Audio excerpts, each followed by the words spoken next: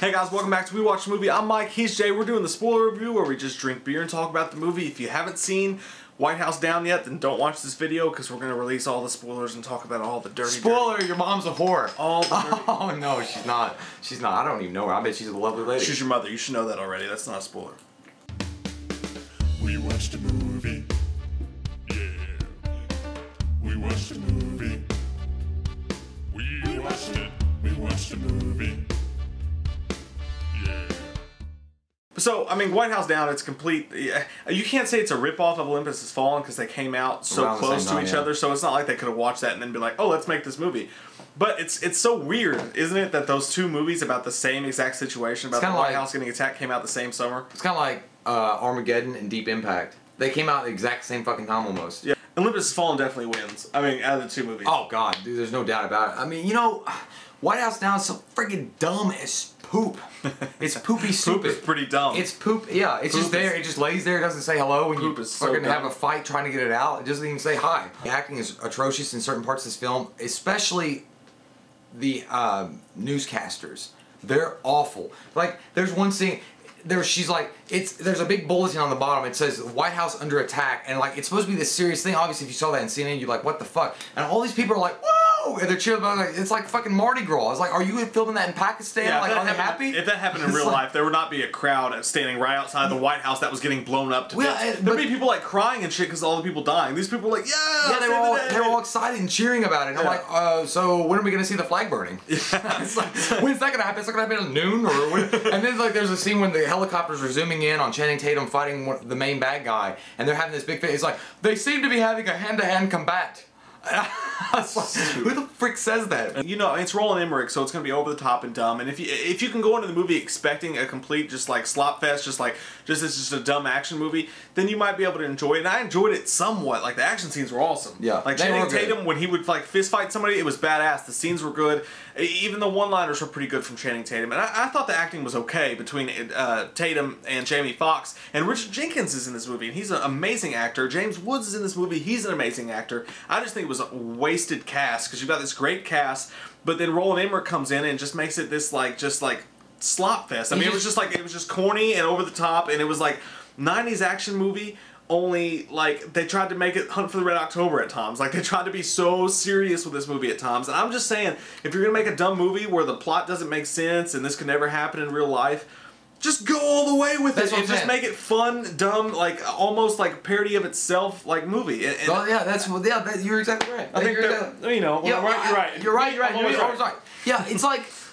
That's exactly right. He didn't understand where to go. Like, and I've said that before. And then it was so jarring. Like sometimes you get like this emotional deep scene with his daughter, with Channing Tatum talking to his daughter, and then all of a sudden it'd be like Jamie Foxx like, get off my Jordans. Yeah, get off my Jordans. That's perfect though. The thing with Channing Tatum and his daughter, like you know, he's a fuck up. Like he went to the military when his daughter was young, just to get away from his marriage, and he's divorced now. So his daughter like has a problem with him, and he really wants to right his wrongs, and he wants to impress her, and he wants to do all this good stuff. That like storyline right there is enough for a movie. Yeah. But they took that and they just buried it under like, oh, we've got to explain the plot, so we're gonna have all this presidential shit going on, and then we're gonna have all this like government shit going on, and then we're gonna have the Pentagon, and then we're gonna have twist after twist after twist, and the parts of the movie that you were emotionally attached to just got buried under all that shit. I know, and then there was there was all these different scenes going on. Like at one point, somebody's stealing money.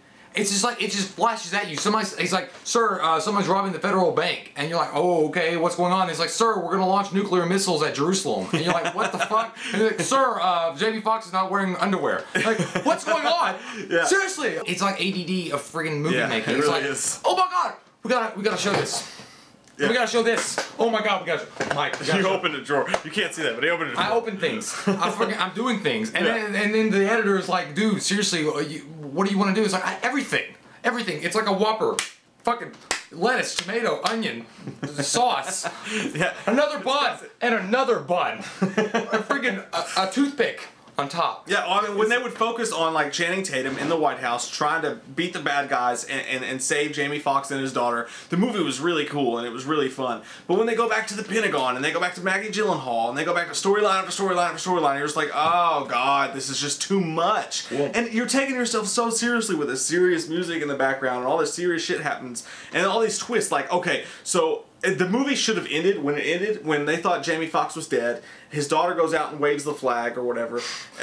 And pop the green smoke like, from the rock. It's like, I mean, yeah, it's like, oh, it's so perfect. Like, oh, he missed her flag recital, so she turns out having to wave the flag to stop the airstrike from happening. And oh, he finally got to see her. It's like that is so like that is way too perfect. At the end of the movie, when they're on the plane, everything like tied up so perfectly. I was waiting for some guy to come out and be like, and by the way, you also won the lottery. And that'd be perfect. And by the way, it's also your birthday. Have some cake. And it would be perfect. Change it was like, thank you, you guys. And then like it would be like dun dun dun. That would be the end of the movie. At the end, he's like, you know, they're taking away the imposter president, who's the chief of staff. I think that's who it was, chief of staff. He's actually in on the whole fucking thing. And they're like, he's like, you can't do this to me. I have friends. And Jamie Foxx is like, they'll be in prison too. And it's like, you know, people are like, you know, I was waiting on it, it's like, you kids.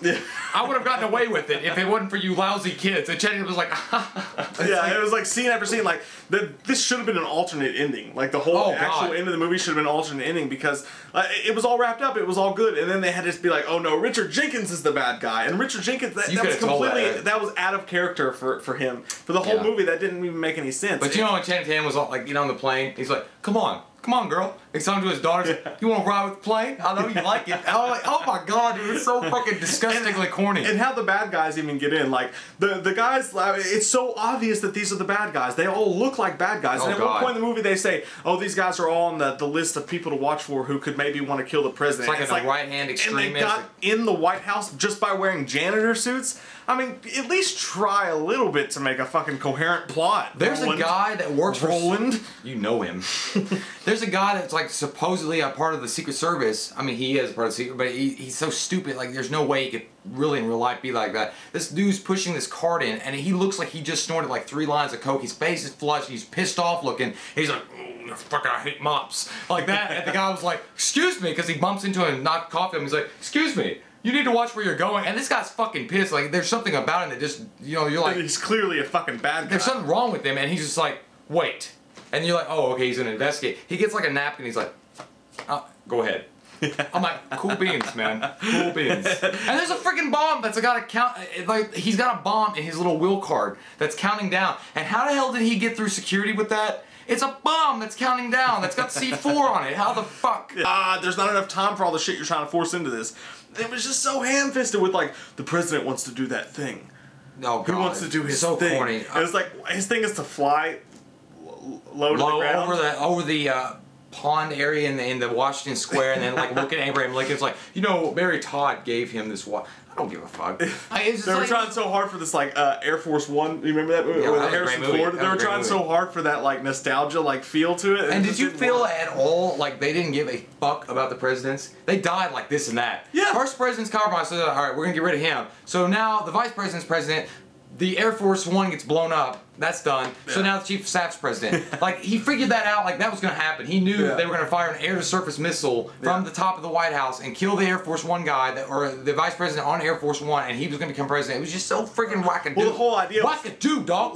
The whole idea, though, was like, let's kill off a character and act like he's really important, even though he was in the movie for like 4 minutes. He was completely inconsequential to the movie, but since he was like the acting president, we're gonna make it seem so serious. Channing Tatum, badass job. He could totally be an action star.